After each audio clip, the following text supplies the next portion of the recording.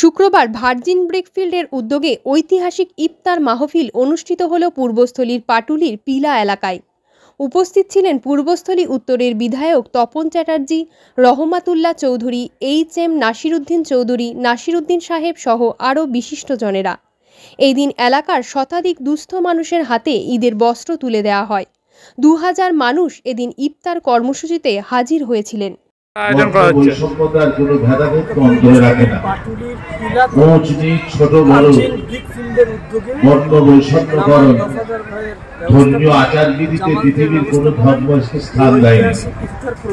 বর্তমান মানুষের বিবেকহীন তাদের নিজস্ব চিরাচরিত বিকল্পীয় অবৈধভাবে তারা ধর্মীয় কার্যকলাপ নিয়ে মানুষের বিভেদ সৃষ্টি করে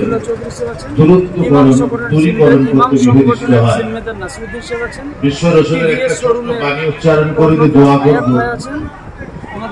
আল্লাহ রাসূল সাল্লাল্লাহু আলাইহি ওয়াসাল্লাম তার রোমীয় মুখে মুসরিত বাণীতে ইরশাদ করেছেন, তাদউ বিহি উদউ লাকুম, তুমি জনকল্যাণের জন্য অগ্রগণ্য হও, তোমার জন্য স্রষ্টা আল্লাহ তোমার কল্যাণের জন্য সব কাজকে উন্মুক্ত করে দেবেন।